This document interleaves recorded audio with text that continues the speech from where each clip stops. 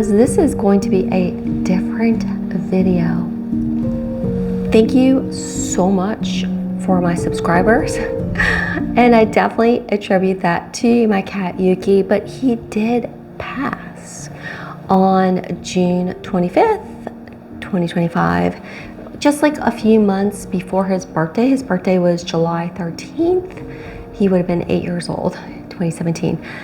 So this is for all those pet lovers out there. I'm just gonna kind of just lay it out there. For those people that just love their pets, and their pets are such a meaningful part of their life. So typically, I make videos about health, wealth, and happiness. I am Casey Ann Reynolds. I am a health coach, life coach, personal trainer in the Nashville area. But in this video, I want to explore the grief we feel when a pet passes, and also from a spiritual point of view. So my next video is going to be expanding upon my spiritual journey. So I was at one time in a fundamentalist church, was a traditional wife, as we like to call it, and so I've explored. I've gained a lot of wisdom. But anyhow, backstory. So Yuki, I wanted an all-white cat because both my grandmother and my great-grandmother, before they passed, had white cats. So I do feel like that was meaningful to me. So it was Christmas, and I went to the Humane Society in Chattanooga and found a white cat. And they're just like, dude, you're not taking this cat home. He's going to die. They didn't like fix him. You know, usually they're really strict about that. They're like, just take him home so he can die in peace. I'm like, okay. They didn't charge me anything. They're just like, just take him home. He's going to die. He was that sickly, right? And then within a week, I brought him back. I'm like, I think he needs to get fixed. And y'all said you're supposed to do that. And he had perked up so much, and they were just literally shocked. But he was a sickly cat. He was born into a hoarding situation in Soddy Daisy, kind of redneck Tennessee.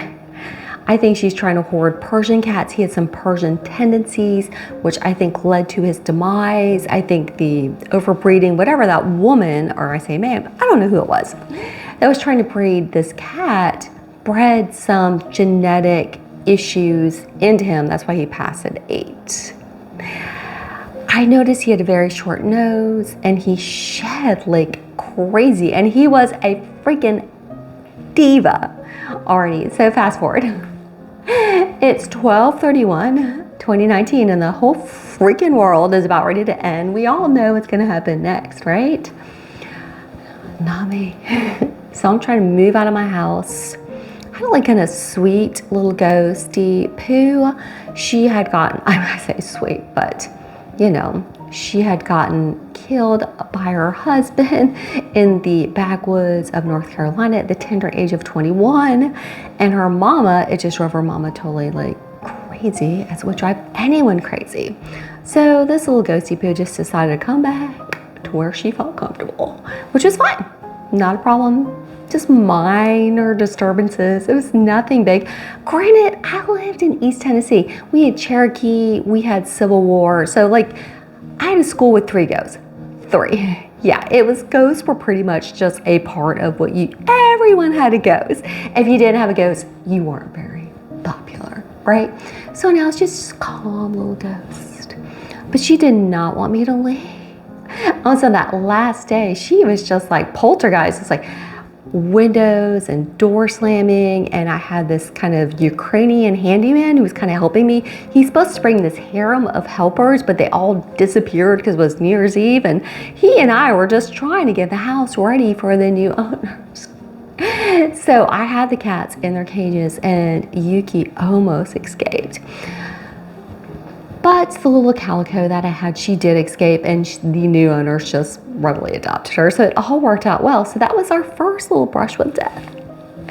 Then as we were moving in to my new house, not my new apartment, his brother Min, and he hated his brother. He was so mean always to his brother. I mean, he was a diva. He wanted to be the only cat. People would walk in the house, like the pest control guy would walk into the house, collect, I love your cat. Oh my gosh, everyone loved Yuki. He was so freaking cute. He didn't love his brother. He didn't love anybody else except himself. He was a narcissist. He was a narc cat, but he was so cute. But anyhow, his little brother like got out when I accidentally opened the garage door. You know, cats get all freaked out when you move, and I did not know he was in the garage with the boxes, and accidentally I was just didn't get any sleep, had to be at work the next day, accidentally like hit that garage door, and he ran out into construction, was found 6.5 weeks later by a witch, Tiffany. She runs a hair place. Isn't that amazing stories? I know my stories are always amazing. But anyhow, fast forward. About 3 years ago, Yuki started having like lung issues. You know, I'm not a rich person.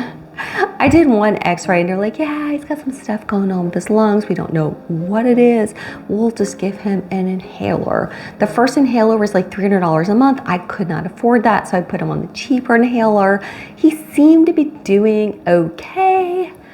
But you know, again, I'm not one of those people that can afford like tens of thousands of dollars worth of vet bills. I wish I had that money, but honey, my son's car needs to be repaired so he can get back and forth to work. He needs some struts. We get this, you know, it's just like we love our pets. Our pets mean so much to us, but also we are dealing in the world of reality. So anyhow, the lung issues and coughing issues didn't seem to get that much better when I put on the inhaler, even though it was very expensive. And then I think it was in probably like February or March of this year, I'm like, whoa, he is a white cat and he's like bleeding out of his bottom. I thought he had a UTI. I'm like, rush him to the emergency vet. It was like $400 vet bill. I'm like, no, you know, we don't really know what's going on. It looks like impacted anal glands. So we got him antibiotics, but I thought he was going to die. As it turns out, it just kept coming back. And so my vet, New Shackle Island vet, who's been utterly amazing through this journey. That's why you always need to have a good vet. They, you know, there's something else going on, like tumors, cancer. I don't have the money for scans, MRIs, and chemotherapy for a cat, and the surgery was inoperable, as in it would make him incontinent. You know, it just was not in the realm of possibility. Especially if you have an animal that you know is in pain, he was not able to go to the bathroom, and also like is bleeding everywhere. I mean, that puts a lot of pressure on you when you work these late shifts. You know, this weekend I worked 2 9-hour shifts back to back, right? You know, it's like, what are you gonna do? You wanna travel. So that was a hard decision. I mean, for any of you who are in that, just find a good vet. I think that makes the world a difference. It made a world of difference for me. That's compassionate, that knows you've put your all in to that decision. I know he was at peace. So I do believe that our favorite animals, our familiars, have a soul. I've had lots of pets that mean nothing to me. A lot. People, horrible. There is no kick to the milk of human kindness. I have been bullied. I've been abused.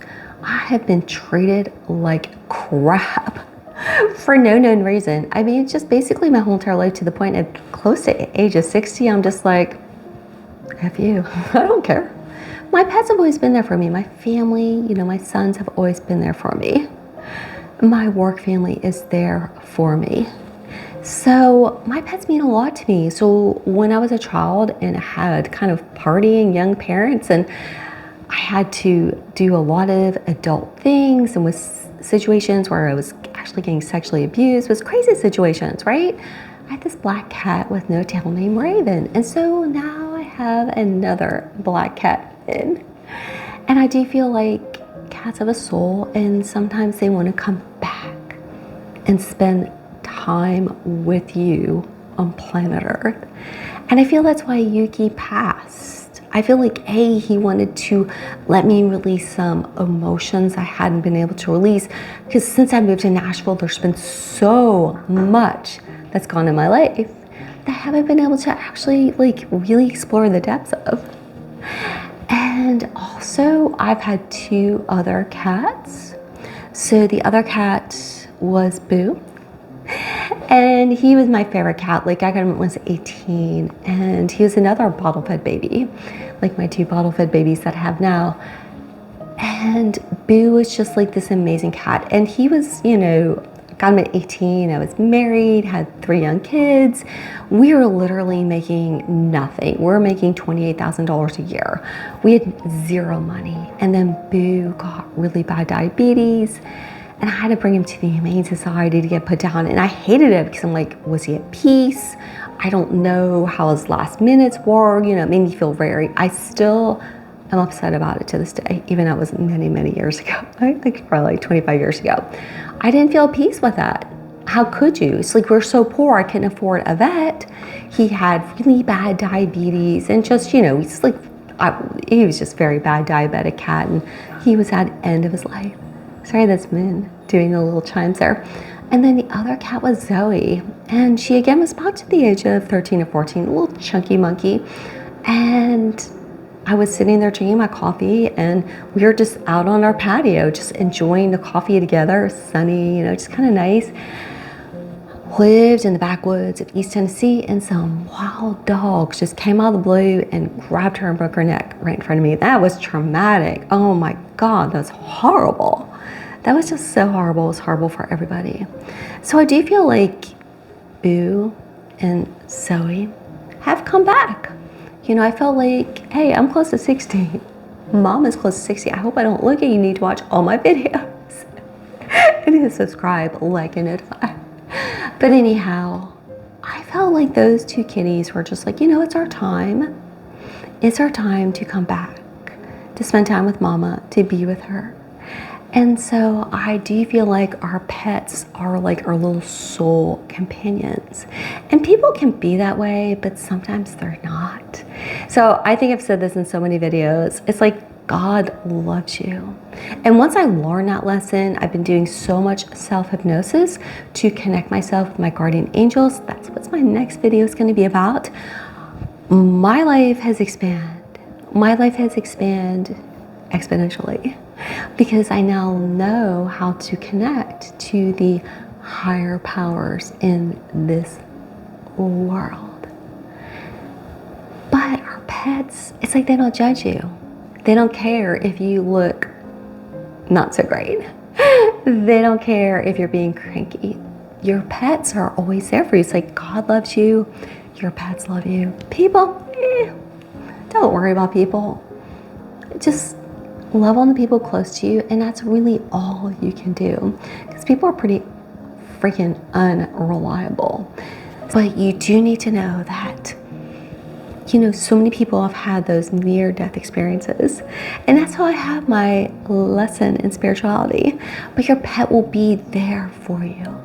Your pet is waiting for you. Maybe your pet's going to be like my pets, just want to come back in a different pet form. So don't give up hope. And just know that you have the love of God in your heart. You have the love of the universe. And I'm just wishing you, friends, peace, love, and joy.